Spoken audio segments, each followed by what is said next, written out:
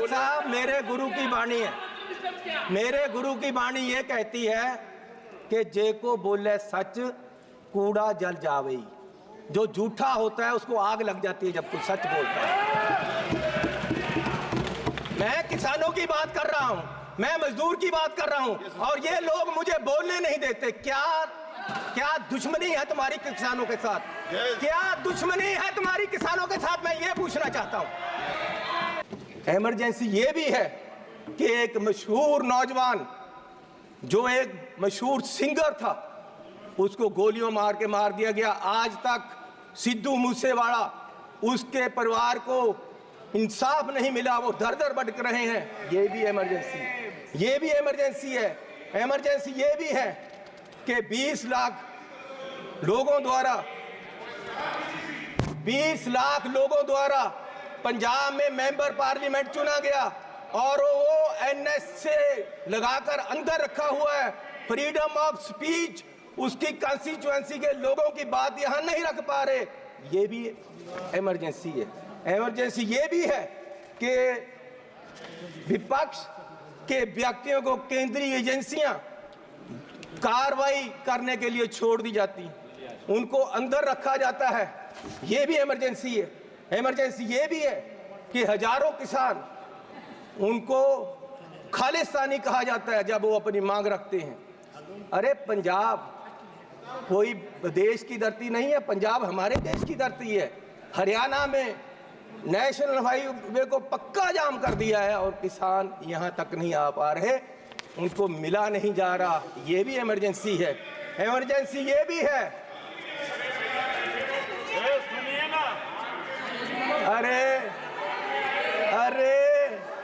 अरे फीलिंग ले लो, फीलिंग ले लो। गद्दारी का मूल्य मिला है आपको, इसकी फीलिंग ले लो, अच्छा लग रहा है।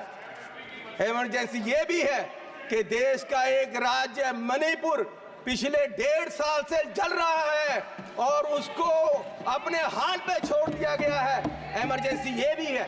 इमरजेंसी ये भी है कि हाथरस यूपी में एक दलित लड़की को आधी रात में जबरन अंतिम संस्कार किया गया। इमरजेंसी ये भी है कि मध्य प्रदेश में दलित व्यक्ति को के सिर पर, मुंह पर पेशाब कर दिया गया। इमरजेंसी ये भी है।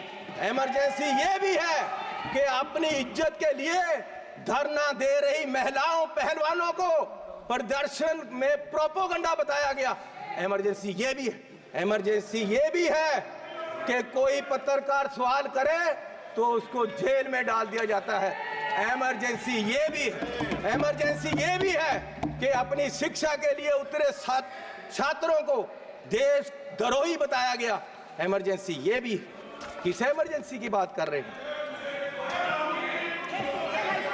सुन लो भैया, सुन लो, सुन लो। माननीय चेयरमैन जी, मैं पंजाब के एक गरीब परिवार से आता हूँ। मैं जब पैदा हुआ तो मेरी पढ़ाई सारी सरकार ने की। आज तक मैं यहाँ खड़ा हूँ तो ये कांग्रेस सरकार की रिजर्वेशन पॉलिसी और अंबेडकर साहब का दिया हुआ संविधान और जो हमें स्कॉलरशिप मिलता रहा, कांग्रेस पार्टी ने गरीबों को, बच्चों को जो स्कॉलरशिप दिया, उससे पढ़कर मैंने पीएचडी तक की पढ़ाई की है और ये देन कांग्रेस पार्टी की है। और जब बीजेपी सरकार 2014 में आई, सबसे पहले इन्होंने जो सबसे बुरा काम किया वो किया, स्कॉलरशिप में जो केंद्र का 90% हिस्सा था उसको 60-40 की रेशो पे ले आए और दलितों के पेट पे लात मारी सरकार ने।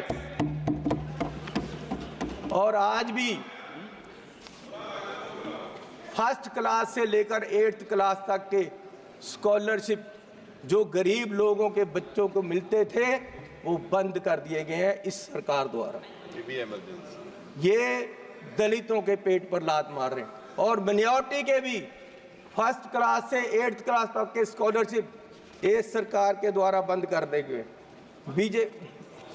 जब ये सरकार बनी 2014 में तो प्रधानमंत्री जी ने 2 मापदंड देश के सामने देश की इकोनॉमी को देखने के लिए रखे। एक रखा डॉलर की कीमत, दूसरा रखा पेट्रोल और डीजल की कीमत। और मैं आपको माननीय चेयरमैन जी ये बताना चाहता हूं कि पिछले 10 साल में डॉलर की कीमत 25 रुपये बढ़ गई है 10 साल में। और हमारे माननीय प्रधानमंत्री मनमोहन सिंह जी और कांग्रेस की सरकार में ये सिर्फ 13 रुपये बढ़ी थी, डबल बढ़ी है इस सरकार में। और मोदी जी उस समय बोले थे 14 में, जब सरकार बनी नहीं थी, डॉलर की कीमत ज़्यादा होने से जो रुपया गिरा उसके बारे में मोदी जी ने उस समय बोला था क्या कारण है कि देश का रुपया पतला होता जा रहा है। ये जवाब देना होगा आपको, देश जवाब मांग रहा है, समझ नहीं आ रहा प्रधानमंत्री जी गिर रहे हैं या रुपया गिर रहा है। कभी कभी तो लगता है कि रुपए की और सरकार के बीच कंपटीशन चल रहा है कि सरकार ज्यादा गिर रही है या रुपया ज्यादा गिर रहा है। स्पीकर साहब, किसान सरकार से मिलने के लिए दिल्ली के लिए आए। ये बजट का विषय नहीं है सर, बजट का विषय इसलिए है कि हमें कर्जा माफी चाहिए, उसके लिए मैं बोल रहा हूँ, सदन में चर्चा बजट पे बोल रहा हूँ कि कर्जा माफी चाहिए। और जो लोग यहाँ कोई किसे मिले नहीं मिले ये तो मेरी स्पीकर साहब मैं ये कह रहा हूँ, मैं ये नहीं कह रहा हूँ कि आप, मैं ये कह रहा हूँ कि हमारा रास्ता क्या हम हिंदुस्तान में नहीं है पंजाबी के हरियाणा में पक्का बैरिकेड लगा दिया गया कंक्रीट का और किसानों को दिल्ली तक नहीं आने दिया जा रहा है। और हरियाणा पुलिस ने किसान के गोली मारकर सामने से मारा है, आज तक कोई कार्रवाई नहीं हो रही है। मैं ये पूछना चाहता हूं कि किसान आपका दुश्मन क्यों है?